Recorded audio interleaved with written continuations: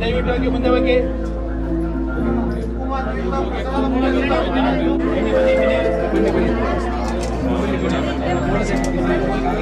ಮಾಡ್ಕೊಂಡು ಹೋಗ್ತಾ ಇರ್ಬೇಕು. ನಿಂತ್ಕೊಬಾರ್ದಮ್ಮ.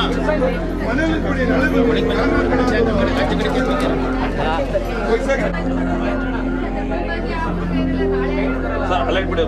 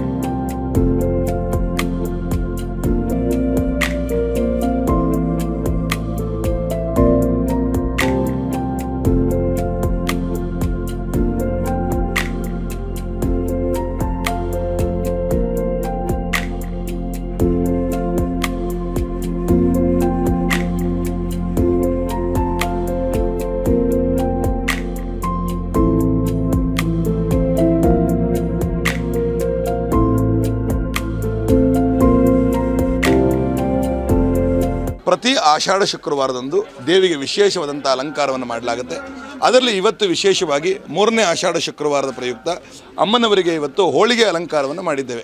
ಸುಮಾರು 10,000 ಹೋಳಿಗೆಗಳನ್ನು ತಯಾರು ಮಾಡಿ ಸುಮಾರು ಒಂದು 20 ಜನಗಳು ಆ ಹೋಳಿಗೆಯನ್ನು ತಯಾರು ಮಾಡಿದ್ದಾರೆ.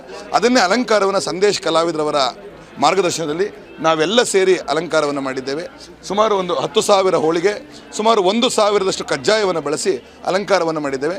ಇದಿಷ್ಟು ಪ್ರಸಾದವನ್ನು ನಾಳೆ ಅಮ್ಮನವರ ಜನ್ಮದಿನೋತ್ಸವ ಇರೋದ್ರಿಂದ ಭಕ್ತಾದಿಗಳಿಗೆ ಬೆಳಗ್ಗೆ 7 ಗಂಟೆಯಿಂದ ರಾತ್ರಿ 10 ಗಂಟೆ ತನಕ ಪುನಃ ವಾಪಸ್ ಅವರಿಗೆ ಪ್ರಸಾದ ರೂಪದಲ್ಲಿ ಕೊಡ್ತೀವಿ.